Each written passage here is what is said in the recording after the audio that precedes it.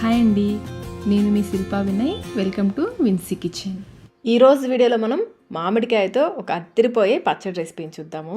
ఈ గుజ్జు పచ్చడి టేస్ట్ అయితే అద్దరిపోతుందండి. వేడి వేడి అన్నంలో నెయ్యి వేసుకొని తింటుంటే చాలా అంటే చాలా బాగుంటుంది. అన్నంలోకే కాదు, దోశల్లోకి బాగుంటుంది, రోటీస్లోకి బాగుంటుంది. మీరు ఇప్పటి వరకు ఈ గుజ్జు పచ్చడి తినకపోతే కనుక తప్పకుండా అయితే ట్రై చేయండి. చాలా చాలా రుచిగా ఉంటుంది, పుల్లగా కారకారంగా చాలా చాలా బాగుంటుంది. ఒకసారి అయితే తప్పకుండా ట్రై చేయండి. మరి ఇంకెందుకు ఆలస్యం, ప్రాసెస్లోకి వెళ్ళిపోదాం రండి. ముందుగా స్టవ్ పైన ప్యాన్ పెట్టేసుకుని 1 స్పూన్ నూనె వేసేసి, నూనె కాగిన తర్వాత 7-8 ఎండుమిర్చిని తుంపి వేసేసుకోండి. అలాగే 3 లేదా 4 పచ్చిమిర్చి కూడా తుంపి వేసేసుకోవాలి. ఇంకా కొంచెం కరివేపాకు కూడా వేసుకొని ఈ పచ్చిమిర్చి ఇవన్నీ కూడా బాగా వేయించుకోవాలి. ఎండుమిర్చి కరకరలాడే వరకు బాగా వేయించుకోవాలి. మీరు తీసుకునే మామిడికాయ సైజుని బట్టి ఎండుమిర్చి కానీ పచ్చిమిర్చి కానీ వేసుకోవాలి. నేనైతే ఒక చిన్నకాయ తీసుకున్నాను, దానికి సరిపడా ఇవి వేస్తున్నాను. బాగా వేయించుకోవాలి. చూడండి, బాగా వేగిపోయాయి కదా. ఇలా వేయించేసుకొని వీటిని ఒక ప్లేట్లోకి తీసేసుకోండి. నూనె రాకుండా తీసుకోండి.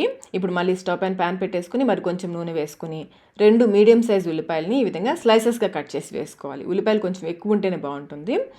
అలాగే 10 వరకు వెల్లుల్లి రెబ్బలు కూడా వేసుకుని ఈ ఉల్లిపాయలు బాగా ఎర్రగా అయ్యేంతవరకు వేయించుకోవాలి.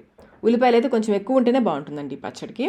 చూడండి, ఈ విధంగా ఎర్రగా వేయించుకోవాలి. ఇలా వేయించేసుకుని వీటిని కూడా ఒక గిన్నెలోకి తీసుకుని పక్కన పెట్టేసుకోండి. మళ్ళీ ప్యాన్ పెట్టేసుకుని స్టవ్ పైన కొంచెం నూనె వేసేసి, నూనె కాగిన తర్వాత మామిడికాయ, నేనైతే ఒక చిన్న మామిడికాయ తీసుకున్నాను, 2 సగాలుగా చేసేసుకుని ఇలా పెట్టేసుకుని వీడియోలో చూపిస్తున్నట్లుగా పెట్టేసి, అలాగే 2 టమాటాలు కూడా మీడియం సైజ్ టమాటాలు 2 సరిపోతాయి, మూత పెట్టేసి ఇవి మెత్తబడేంత వరకు ఉడికించుకోవాలి.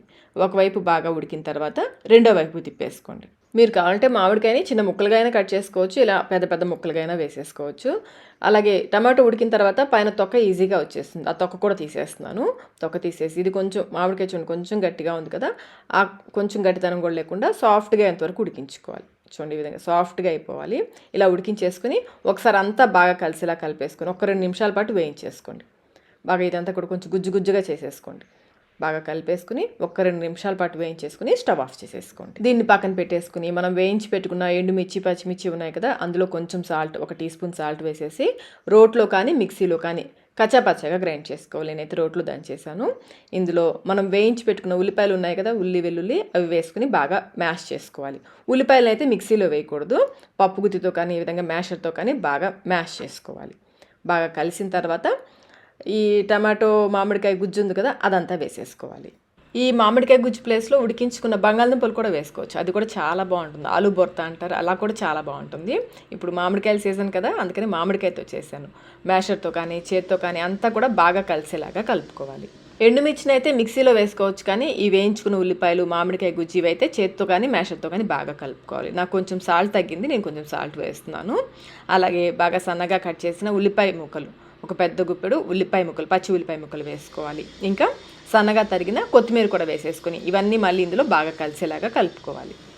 అంతేనండి, మామిడికాయ గుజ్జు పచ్చడి అయితే రెడీ అయిపోయింది. ఇంక ఈ పచ్చడికి పోపేమీ అవసరం లేదు, ఇలాగే తినేయడమే.